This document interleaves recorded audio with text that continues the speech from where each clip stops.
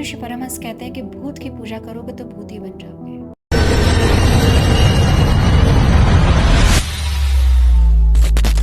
यंत्र पहले से आप बाजार से खरीद के लाए और यंत्र चार्ज हो जाएगा? नहीं, सिम डालनी होती ना जैसे मोबाइल में चलने के लिए। शरीर को ही यंत्र क्यों नहीं बना लेते?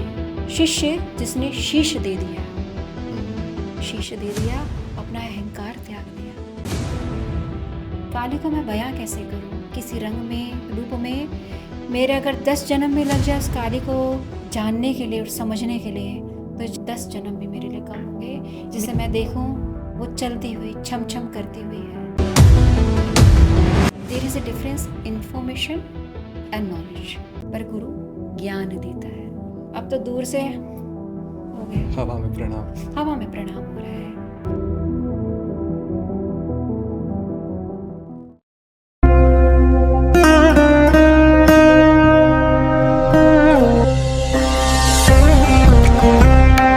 तो माश्री, आप काली की उपासक हैं, तो काली कैसी है?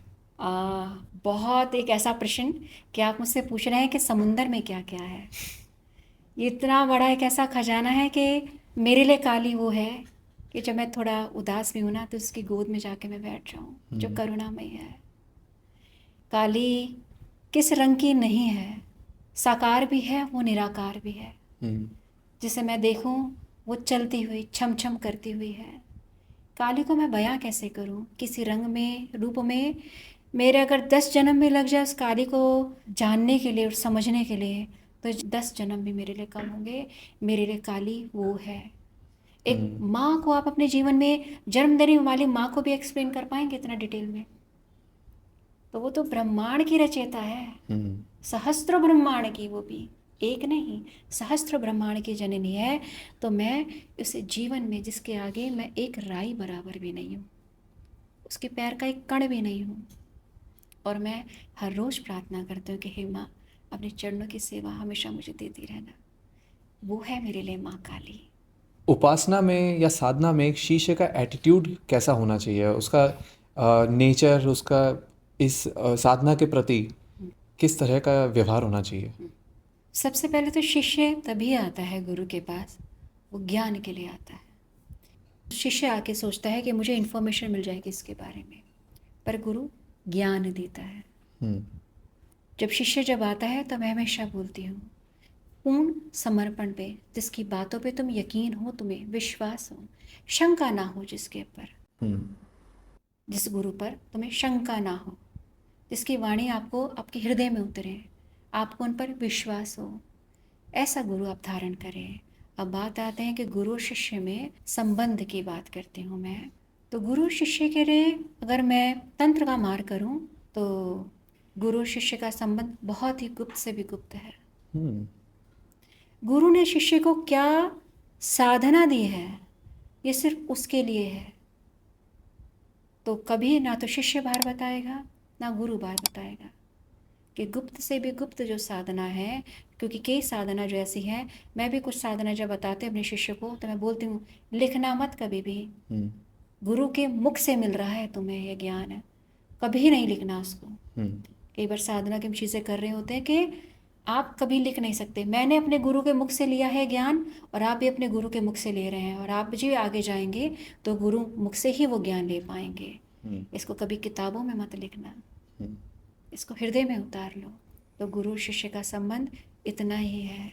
भक्ति के अंदर गुरु और शिष्य का जो संबंध है, जो गुरु है वो ईश्वर के भांति है। ईश्वर है वो गुरु मेरा। ईश्वर की साधना तो हम सब उसके बारे में बात कर ही रहे हैं, हायर एनर्जी की साधना की बात कर रहे हैं, पर एक लोअर एंटिटीज़ भी होती हैं जो कई लोग उनकी भी साधना करते हैं, उनके भी उपासक हैं। तो आपका उसके बारे में क्या कहना है? इसमें मैं बोलूँगी कि रामकृष्ण परमहंस का मैं रेफरेंस दूंगी। रामकृष्ण परमहंस कहते हैं कि भूत की पूजा करोगे तो भूत ही बन जाओगे। जो भी लोअर एंटिटी की पूजा करते हैं, भूत, प्रेत, यक्ष, गंधर्व, राक्षस, यक्षिणी, जब आप इनकी पूजा करते हैं या प्रेतों की पूजा करते हैं, तो आप उनसे एक कहते हैं ना, बिजनेस डील करते हैं। मैं आपको ये दूंगा तो आप ये कार्य कर लीजिएगा। ऐसा नहीं कि आपका कोई उनसे प्रेम है, बहुत कुछ है। जैसे कई आपने उपासक देखे होंगे, वो हमेशा एक सिगरेट जलाते हैं, ठीक है, किसी को कुछ बताने से पहले। सीक्रेट जब वो बताते जलाते हैं तो ये इनविटेशन है, जो भी उनके पास वो लोअर एंटिटी है उसको इनविटेशन के लिए कि आप आओ और आप मुझे बताओ। अच्छा। अब लोगों को लगता है कि हमारा बारे में सब कुछ बता रहे हैं वो, और हमारे कार्य भी हो रहे हैं। आपको शॉर्ट टर्म में तो बेनिफिट दे देते हैं, पर उसकी भी इच्छा है, हम्म। उसके बाद जो होने वाले नुकसान है ना, वो कोई नहीं बताता हम्म। कि क्या है। जैसे कई लोग जाएंगे कि हमें संतान नहीं हो रही, बहुत सब लोगों के पास जाएंगे, उसके पास चले के संतान नहीं हो रही। मैं संतों की बात नहीं कर रही हूँ, संत तो कुछ भी करें, वो तो भगवान और ईश्वरीय की पूजा करने वाले हैं। हम्म। पर संतान मिल भी जाएगी, संतान कैसे देते हैं आपको? एक नेगेटिव एंटिटी है हमारे पास, सब कुछ है उसके पास, सिर्फ शरीर नहीं है उसके पास। हम्म। शरीर आप मांगने गए कि हमें संतान हो जाए, वो कहते हैं जाओ। हम्म। शरीर मिल गया उनको, आत्मा उससे दी। जब स्त्री और पुरुष मिलेंगे, गर्भ धारण होगा तो आत्मा आएगी उसमें। हम्म। कभी वो देखा है कि बच्चा तो हो गया, पर ये संतान कैसे निकलेगी? मेरे पास एक शिष्य आए थे, मेरे पास पति पत्नी दोनों ही हैं शिष्य के आश्रम पे, वो लोग आए थे। तो मैं उनसे यही बात कर रही थी। वो एक दूसरे बच्चे के लिए मैं उनको बोल रही थी कि आपको सोचना चाहिए इसके बारे में, दूसरा बच्चा। तो मैंने कहा कि बच्चा होने में डिले हो सकता है, पर कभी भी ऐसी जगह मत चले जाना हम्म। बच्चे को मांगने के लिए। तो वो मुझे फिर बोलते हैं कि कनेक्ट करके बोलते हैं कि माश्री आप बिल्कुल सही बोल रहे हैं कि मेरे दोस्त के 4 लड़कियां थी, पुत्र प्राप्ति के लिए वो किसी के पास ऐसे चले गए। अब वो कहता है कि मैंने जब पुत्र हो भी गया उनका, वो कहता है कि पुत्र जब हुआ तो हम भी उनके पास मिठाई फल फ्रूट जो भी था अपनी तरफ से उनको बहुत भेंट दी हमने। कि उनके दोस्त के ही शब्द हैं कि 4 लड़कियां पालना मेरे लिए आसान था, ये छोटा सा ही कैसा ये बालक पैदा हो गया। नेगेटिव एंटिटी है, परेती है, वो अपना कार्य करेगी, उसका कार्य है पीड़ा देना, उसका कार्य खुश रखना नहीं है आपको। तो जो नेगेटिव एंटिटी की बात करें ना, लोग समझ ही नहीं पाते, इतने अंधे हो जाते हैं मोह में या लालच में कि हमें एक संतान मिल जाए। ईश्वर से मांगो, भगवान से मांगो, क्योंकि वो तुम्हें कभी गलत नहीं देगा। हम्म। अगर नहीं भी दे रहा तो उसमें भी भलाई है कि तुम्हें दुख तो नहीं दे रहा। हम्म। तो ये आपको समझना होगा कि लोअर एंटिटी बहुत जल्दी से सिद्ध हो जाती हैं, पर ये हमेशा हानिकारक है आपके लिए। हम अभी तंत्र साधना की बात कर रहे थे, उसमें एक नाम आता है यंत्र। यंत्र क्या होता है? 3 चीज़ें होती हैं, तंत्र, मंत्र और यंत्र। हम्म। तो आपने इसमें पूछा है यंत्र क्या है। हाँ जी। यंत्र एक ज्योमेट्रिकल फिगर है, एक डायग्राम है, जिसको हम बनाते हैं उस शक्ति की, एक कहते हैं ना कि ऊर्जा से कनेक्ट होते हुए। जैसे मैंने आपको कहा कि जितने भी ये देवी के आपको यंत्र मिलेंगे वो डाउनवर्ड ट्रायंगल आपको मिलेंगे, पर यंत्र एक वो है, एक दायरा जिस पे आप मंत्रों से पूजा करते हो तो तंत्र शक्ति जागृत होती है। अच्छा। और मैं तो हर एक को बोलती हूँ, जो शरीर भगवान ने तुम्हें दिया है ना, इससे बड़ा यंत्र कोई है नहीं। यंत्र के पदार्थ में अशुद्धता हो सकती है एक बार को, पर जो उसने मुझे हार्ड मास का जो दिया है ना यंत्र, उससे कोई नहीं है।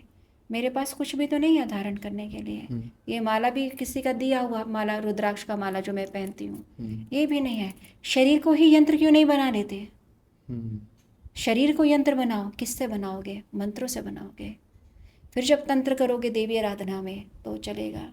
हम किस में अटके हुए हैं कि इतना जब कौन करे? Yes, there is alternative. आप 100% नहीं लोगे तो कुछ तो लोगे। कि आप यंत्रों की जब पूजा करते हैं तो पूर्णतः शुद्धता के साथ करो उसको। यंत्र पहले से आप बाजार से खरीद के लाए और यंत्र चार्ज हो जाएगा? नहीं, सिम डालनी होती ना, जैसे मोबाइल में चलने के लिए। आप चाहे आईफोन ले आए, उसमें सिम तो आपको डालनी होगी, चार्ज, बैटरी भी लगानी होगी, हर रोज़ चार्ज करना पड़ेगा उसको। तो ऐसा ही है कि वो पहले से कहीं से एक सेंटिफाइड यंत्र हो।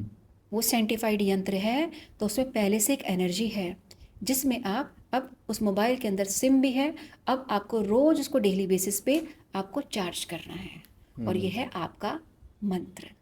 जब गुरु शिष्य की बात होती है तो आप भी एक गुरु हैं। एक आइडियल शिष्य क्या होता है? और एक और टर्म चलता है चेला जिसे बोलते हैं, तो शिष्य और चेला में फ़र्क क्या है? गुरु के पास बहुत सारे चेले होते हैं, ठीक है। उस चेले में भी भेद होता है कि एक आपके लिए कार्य करते हैं और या आपके सामने कार्य करते हैं। हम्म। कि आपको लगेगा कुछ होते हैं कि सामने सामने वो बस दिखाते हैं कि कार्य हो रहा है, जी गुरु जी। ठीक है, गुरु जी गुरु जी गुरु जी गुरु जी कार्य करते रहेंगे। एक शिष्य वो होगा जो मेरे सामने है नहीं है, वो कहीं दूर में बैठा है पर मेरे लिए कार्य कर रहा है। मेरा किससे प्रेम होगा? दूसरे वाले से। दोनों ही तो है मेरे लिए, हम्म। पर एक के लिए सिर्फ सामने का प्रेम है, तो मेरा भी सामने का ही प्रेम है। हम्म। रिश्ता कैसे चलता है? जैसे एक माँ के लिए दो संतान है, एक बिल्कुल उद्दंड प्रवृत्ति की और एक प्रेम और शांत। माँ ने दोनों को जन्म दिया है, दोनों के अंदर मेरा ही डीएनए है, दोनों को ही एक ही थाली में भोजन देगी, बराबर खाना देगी, पर माँ कहीं ना कहीं 1% प्रेम का परसेंटेज शांत वाले पे बढ़ा देगी। चोट दोनों को लगेगी, दुख दोनों को माँ को होगा। तो शिष्य जो है, अब चेले बहुत सारे अब आते हैं, शिष्य जिसने शीश दे दिया, शीश दे दिया, अपना अहंकार त्याग दिया। क्योंकि आज के टाइम में लोग को पैरों में छूना पता है कितना मुश्किल होता है, कि लोग पहले झुकेंगे ही नहीं, फिर घुटने तक ही हो जाएंगे, अब तो दूर से हो गया, हवा में प्रणाम। हवा में प्रणाम हो रहा है। अरे पहले देखिए कि कैसे दंडवत प्रणाम होता है गुरु के आगे। अब वो सिर्फ ये नहीं कि गुरु खुश हो जाएगा, अरे वो कि मेरा आपका पूर्णता समर्पण है, क्या मुझे बहुत खुशी हो रही है इससे, तुम नमस्ते भी करो, तुम भाव दिखा रहे हो अपने गुरु के प्रति। आप समर्पण गुरु के आगे नहीं, गुरु तत्व भी आपको देख रहा है। ये तो हार्ड मास है, तो चला जाएगा। आज जो श्री गीतम आपको दिख रही है, 10 साल बाद श्री गीतम और अलग से दिखेगी।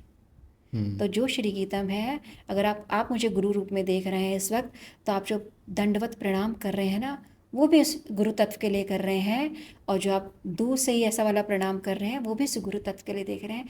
ये आपके संस्कार और आपका भाव है उस परंपरा के लिए। तो सिर्फ मैं नहीं, पूरा पूरा एक कहता है ना कि पूरा खानदान है ऊपर कि जिसके हम आगे आगे बढ़ते आए हैं, आगे आगे बढ़ते आए हैं, और उस परंपरा को आगे चलाए जा रहे हैं निरंतर।